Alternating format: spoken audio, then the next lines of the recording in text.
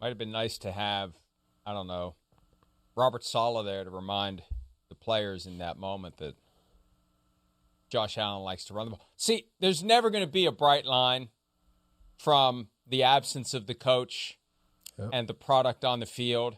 But isn't that one of those obscure little things where call the guys around, say something to someone, watch the quarterback run here, and I don't know, maybe Jeff Ulbrich, the interim head coach, did, and it still didn't matter. But when you see the front end of that play, they got roped in. They stepped. Once you make that step and commit, he's running right by you. So they weren't ready for it. And I don't know that Saleh would have had them ready for it, but that's one of those tiny little things, Devin, that maybe Saleh would have had them on guard for it because he's seen it happen just like you have.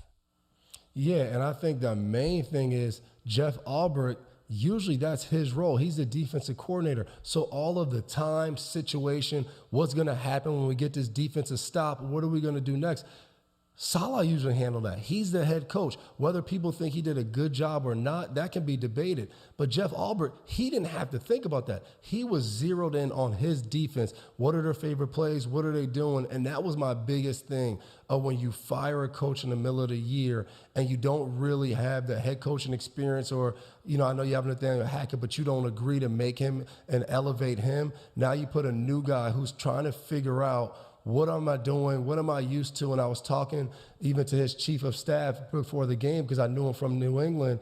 And he was saying, hey, I have to get inside. I got to bring our new head coach the headset just to go over the different channels he's going to be on, the ins and outs of that. And I think that's the biggest thing when you become the head coach. You have new responsibilities on game day, during the week, all of these things you're not used to. And Jeff Ulbrich and that Jets defense, they've been on it ever since week one with San Francisco. They played good football, and I thought last night, not to say that it was all caused because of the firing, they weren't as sharp as they were the previous weeks. And I think that has something to do with everybody in new roles because of the firing of Saleh.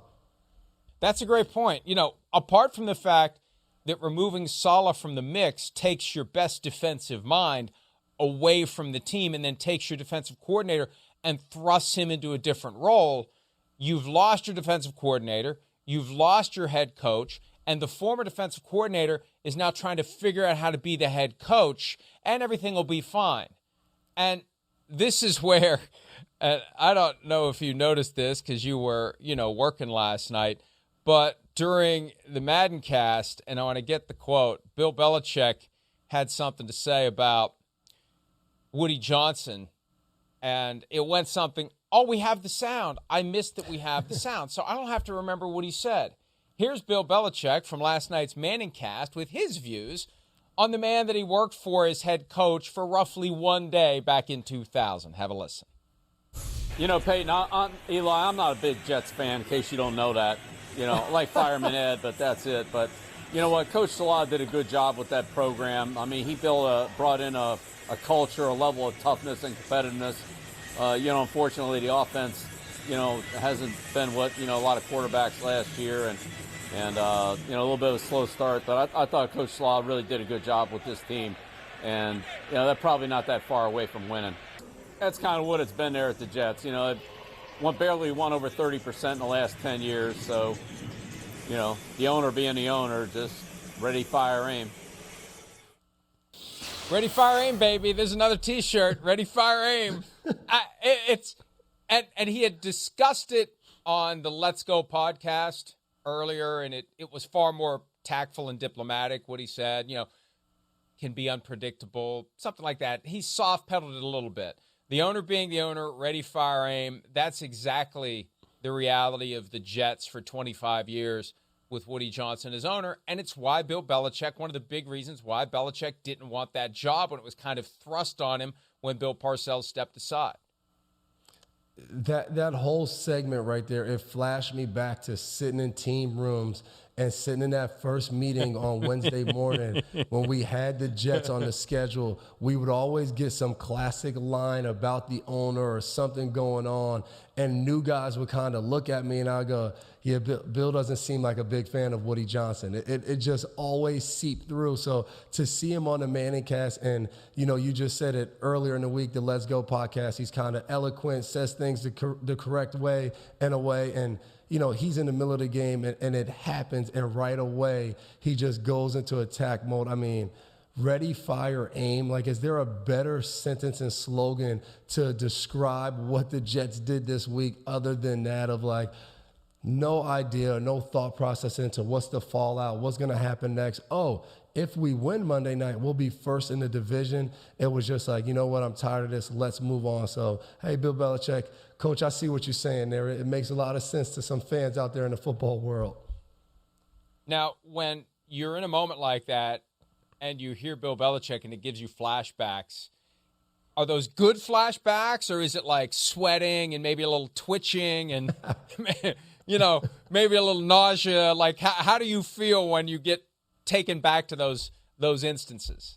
That right there, that's a happy flashback, and Jets fans won't like this, but Jets week usually was a pretty good week for the New England Patriots back when I was playing there, so a lot of wins at the end of that week. But as long as he wasn't then going to ask you questions about the team and go on and on about how descriptive your answers need to be, you were pretty good. But I will say, I've seen a lot of guys actually start sweating in the meeting, need to take a break after coach asked him, hey, who's the starting right guard for the New York Jets, and not realizing they had some injury or something that went on. It would get hectic in those meetings. I have a feeling some of those meetings involve guys getting grilled on what the Bills like to do in late game situations when they've got third and short. I got a feeling that's come up a time or two. No doubt about it. And if you got that question wrong, he would sometimes end it with, hey, I know who shouldn't be on the field in these situations if you didn't know that. And then he would move on to the next player right behind you. And by that time, that whole side of the room would be like, quarterback run, Josh Allen keep it. And you could just hear it if you sat back there mumbling throughout the room. So the next guy was definitely going to get it right. God. Well, I mean, that's a glimpse of why he was so damn good at what he did. It was personnel issues that contributed in large part to reaching the end of the road. I think one of the reasons why the Crafts were a little hesitant to make the move, they understand this guy can get a team ready to play like no one else, and this is a great little example of it. There's no ready, fire, aim when it comes to Bill Belichick. Hi, it's Mike Florio. Thanks for watching PFT on YouTube. Hit subscribe for the latest news and analysis from Pro Football Talk.